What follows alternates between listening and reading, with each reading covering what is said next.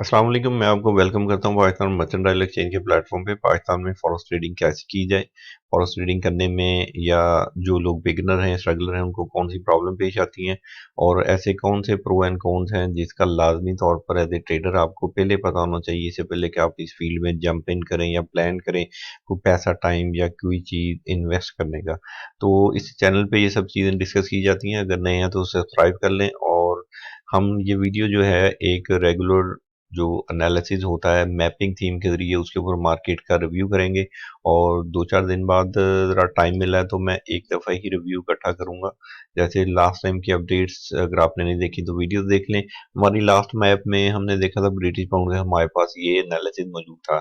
और अभी हम देखेंगे इसमें हमने मैपिंग का क्या अपडेट करना है। वैसे तो मैपिंग आपको डे बाय डे अपडेट रखनी चाहिए, लेकिन वीडियोज़ में आपको बताने और दिखाने का मकसद ये होता है कि वो सारी चीज़ें भी सामने आएँ। जब आप एज़ ए बिगिनर इसको काम करते हैं तो आपको प्रॉब्लम क्या आती है, जब आप इसको मैच्योर करते हैं तो उस लेवल पर आपको कौन-सी चीज़ों को थोड़ा टेक केयर ज़्यादा करना होता है, ठीक है?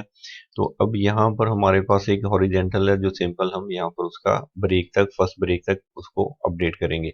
सेकंड हमारे पास यहाँ से ये लाइन आ रही है, ठीक है? और अब ये जो लाइन होती हैं 2 तरह की होती हैं। एक तो ये कि जिनको आप मॉडिफाई करते हैं और अपडेट कर लेते हैं, लाइक मैंने इसको एक फोकल पॉइंट के तौर पे लिया, ठीक है?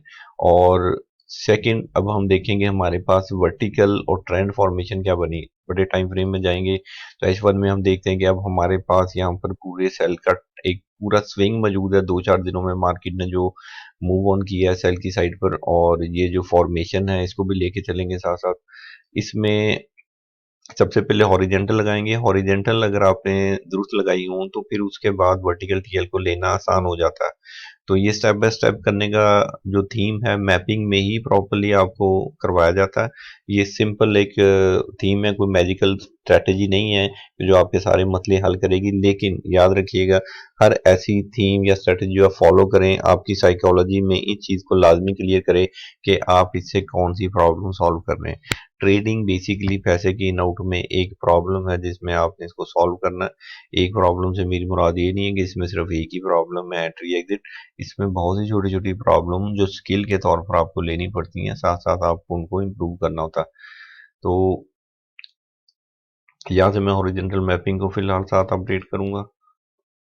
और हमारे पास आप देख रहे हैं स्टेप्स में किस तरह से ब्रेकआउट आ रहे हैं। और मार्केट ये टिपिकल फॉर्मेशन पहले भी बना चुकी है। बैक डाटा की टेस्टिंग में हम ये पैटर्न्स अक्सर देख चुके हैं। और इसलिए मैं अक्सर कहता हूँ जो बैक डाटा में प्रैक्टिस करता है उस ट्रेडर को फ्यूचर डाटा में काम करना आसान होता है। बड़ी टिपिकल किस्म की फॉर्मेशन है। अब देखें मार्केट की तरह स्टेप्स में। और अगर इस पे अभी तो हम चैनल्स पे अभी अपडेट नहीं कर रहे, लेकिन जब चैनल लगाएंगे तो आप देखेंगे ब्यूटीफुली मार्केट इनको चैनल में भी पूरा स्ट्रक्चर को अच्छे तरीके से शो करेगी। तो यहाँ से लास्ट अपडेट होता है कि आपने लास्ट टॉप से लेनी होती है लाइंस को, ठीक है? जैसे ही लास्ट वर्टिकल हमारे पास सिर्फ ये आई थी, इसके बाद अगर अपडेट करेंगे तो अब यहाँ से अपडेट होगी। क्यों? जैसे मैं अक्सर बता चुका हूँ कि आपने बेस पॉइंट बनाना है किसी चीज को जो आपका मेन ब्रेक पॉइंट होता है हॉरिजॉन्टल का, ठीक है? अब चूंकि मार्केट का गैप है और गैप में हम अक्सर क्या करते हैं, कॉन्टिन्यूशन लाइंस को यूज करते हैं। और मजीद कॉन्टिन्यूशन लाइन में सेकंड फोकल क्यों रखेंगे? रूल है कि जब पहला फोकल आपका वैलिड नहीं रहता लगाने के लिए, उस सूरत में फिर आप सेकंड फोकल से लाइन को ड्रा करते हैं। और वैलिड का मतलब ये होता है कि अगर आप वहां से लाइन ड्रा भी करें तो वो आपकी जो ब्रेकआउट है वो कैंडल्स के अंदर में से लाइन जाती है, जिसको हमने रूल के तहत ही रखा है कि कैंडल हमेशा विक्स में से गुजरनी चाहिए, बॉडीज में से नहीं गुजरनी चाहिए। तो यहाँ से देखेंगे इस कॉन्टिन्यूशन पे ये सिंपल लाइन, ठीक है? और ये एक बड़ा खूबसूरत स्ट्रक्चर है जो मार्केट ने आपको यहाँ पे दिखाया है लर्निंग के लिए, कि आप इजीली देख सकते हैं कि यहाँ पर वो जो रूल मैं आपको बता रहा हूँ कि मैप कैसे अपडेट की जाती है, वो सारी चीजें एंगेज हो रही हैं। कौन सी? नंबर एक, ब्रेकआउट हॉरिजेंटल पे कॉन्टिन्यूशंस। सेकंड, हमने बेसिस पॉइंट कैसे लेने होते हैं, ठीक है?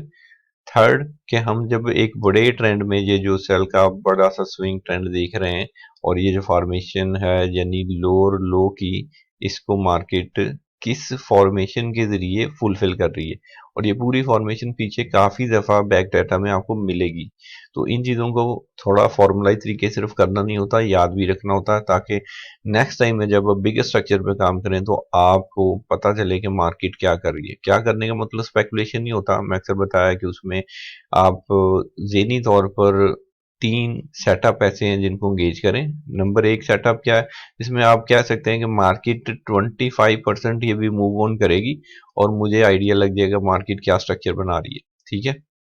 बाद दफ़ा मार्केट 50% मूव करती है तो उसके बाद आपको आइडिया लगता है। ये मैं आपको मैपिंग की थीम के जरिए बता रहा हूँ, ठीक है? कोई दूसरी थीम और एनालिसिस और टूल्स के जरिए आप इन रेशियोज को कम ज़्यादा कर सकते हैं, लेकिन चूंकि हम एक सिस्टमेटिक तरीके से मार्केट को अप्रोच कर रहे हैं तो इसमें इसलिए साइकोलॉजिकली आपको पता होना चाहिए कि मार्केट बाद फॉर्मेशन में 25% चलने के बाद अपनी फॉर्मेशन क्लियर कर देती है। बाद दफ़ा 50% मूव होने के बाद आपको समझ आएगी कि मार्केट असल में क्या स्ट्रक्चर बनाना चाह रही है, ठीक है?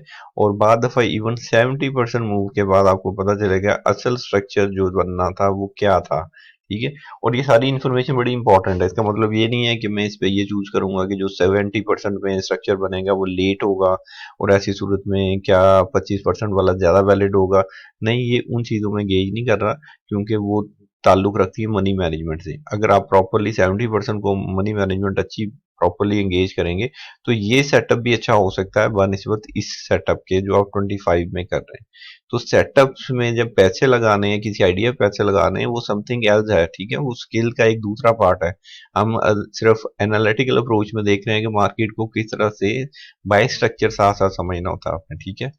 और कंसल्टेशन के लिए नीचे रजिस्ट्रेशन फॉर्म भी है, वो फिल करें। 2 दिन में आपको रजिस्ट्रेशन लिंक मिलेगा, जूम मीटिंग का लिंक होता है, मैं अक्सर बता चुका हूँ। तो काइंडली मत पूछा करें कि एकेडमी किधर है, कोर्स क्या है, फीसिस क्या है।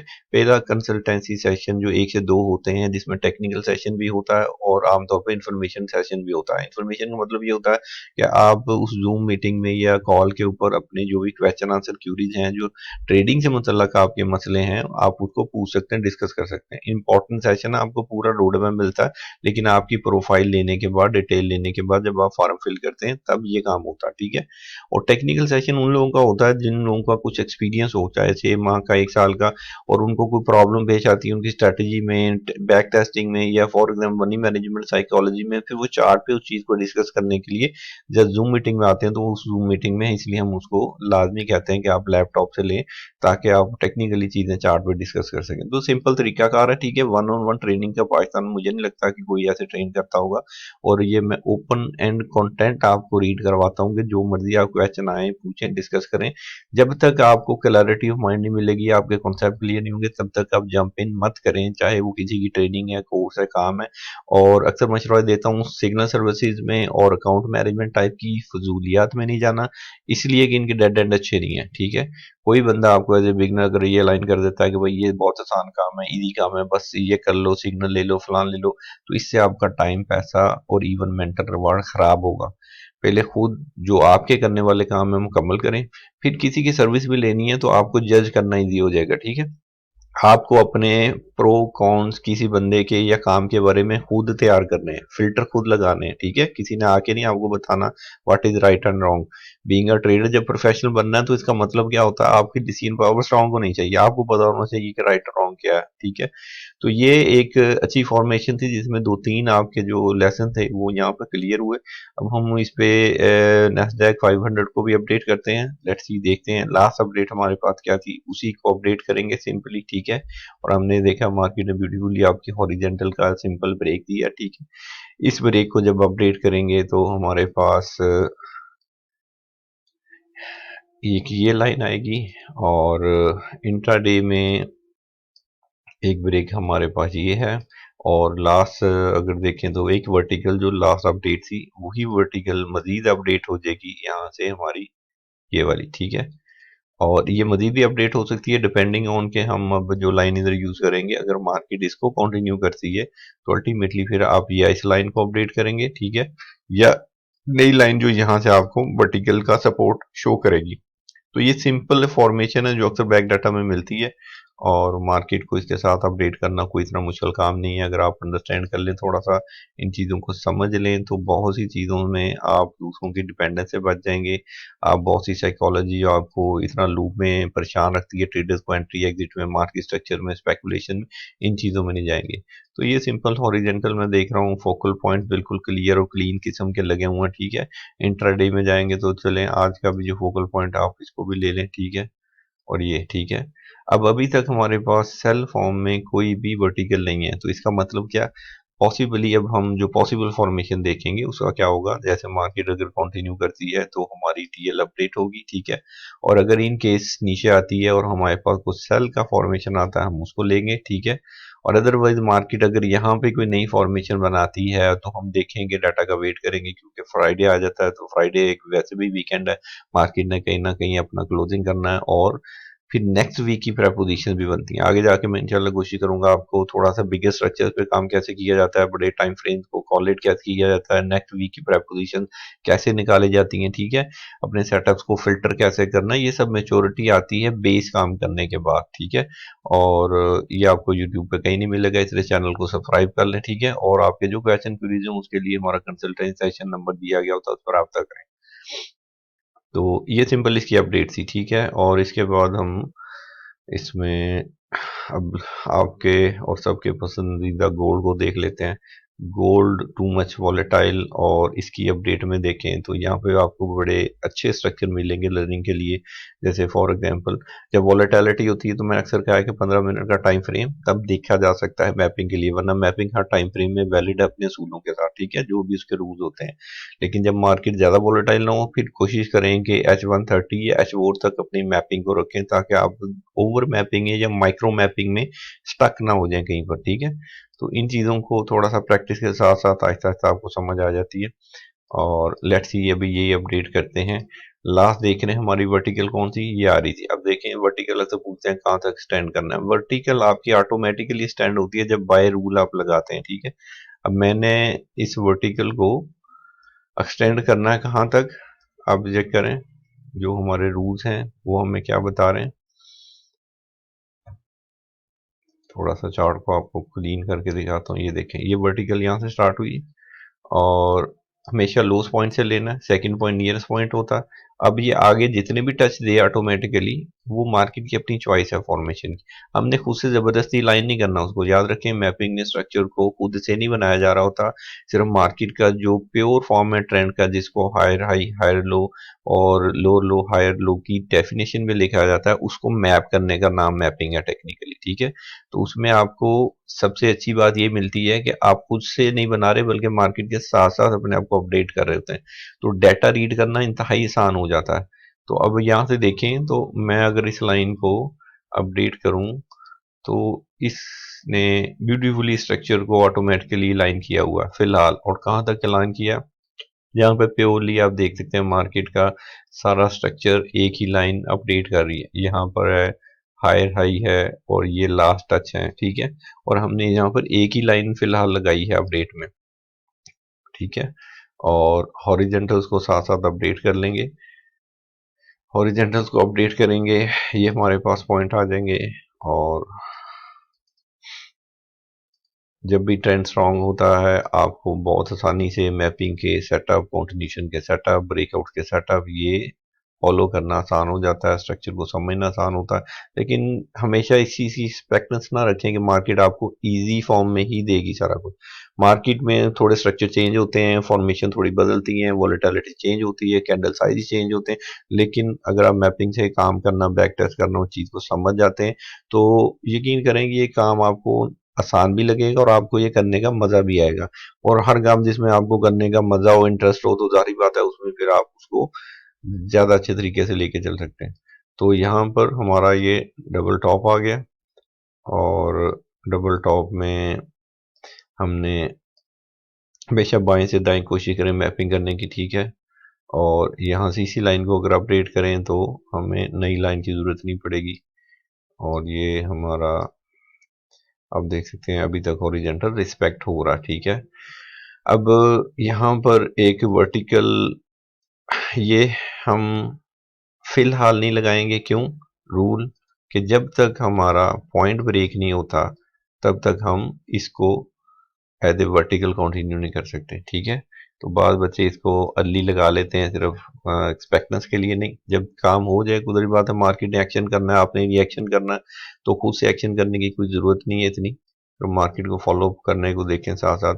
अब ये देखें ये बड़ी टीएल्स भी किस तरह आ रही है ब्यूटीफुली मार्केट में, साथ साथ ही हम उनको अपडेट करेंगे, ठीक है। और जो लास्ट ईयर है वो हम यहाँ से उसको अपडेट, जो बड़ी टीएल है वो भी तकरीबन उसी पॉइंट से आ रही है, तो आप चाहे एक ही टीएल रखें दो रखें वो एक ही बात है, ठीक है। लेकिन क्योंकि बिगर टाइम फ्रेम से है, तो बिगर टाइम फ्रेम को भी साथ लेके चलने के लिए हम देख सकते हैं, यानी कि बाद दफा सेकंड और थर्ड टच की जो टीएल्स होती हैं वो करीब करीब होती हैं। तो यहाँ पर अब आप देख सकते हैं कि हमारे पास इस वक्त ये मैपिंग मौजूद है। तो पॉसिबल फॉर्मेशन क्या है, मार्केट अगर यहाँ से ब्रेक करती है फिर हम कंटिन्यूशन लाइन लाएंगे, सेटअप देखेंगे, नीचे हमारी टीएल्स मौजूद हैं, वहां से अगर पुल बैक होता है फिर उस चीज को देखा जाएगा। मार्केट में अगर हमारी कोई वर्टिकल टूटती है फिर उसके सेटअप देखेंगे, और अगर कोई हॉरिजेंटल बनते हैं तो चूंकि आज लास्ट डे है, फ्राइडे है, वीकेंड हो जाएगा, मार्केट कहीं ना कहीं क्लोजिंग देख तो एक टिपिकल किस्म का फॉर्मेशन ही बनेगा, इतना कोई कॉम्प्लेक्स फॉर्मेशन नहीं बनेगा। हाँ अलबत्ता अगर वीकेंड पे कोई अच्छी न्यूज़ हो, फंडामेंटल हो, तो मार्केट एक नॉर्मल बिहेव से हट के कुछ भी क्लोजिंग या अप डाउन दिखा सकती होती है।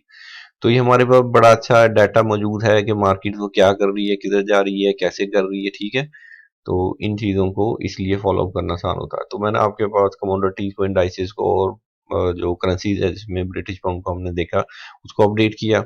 और आपके जो भी क्वेश्चन क्यूरीज हों उसके लिए जैसे मैंने तरीकाकार बताया, कंसल्टेंसी सेशन फ्री होता है, इजी होता है, और सबसे इम्पोर्टेंट होता है अगर आप उसमें अपनी प्रोफाइल हमें बताएंगे, अपना मसला बताएंगे। इवन बाद दफ़ा ट्रेडर मैंने देखा अपना मसला भी नहीं आइडेंटिफाई कर पाते, तो भी कंसल्टेंसी सेशन लेना ज़रूरी होता है। वहाँ पे आपको बहुत सी ऐसी इन्फॉर्मेशन मिलती है जो आज से पहले आपको किसी ने नहीं बताई होती।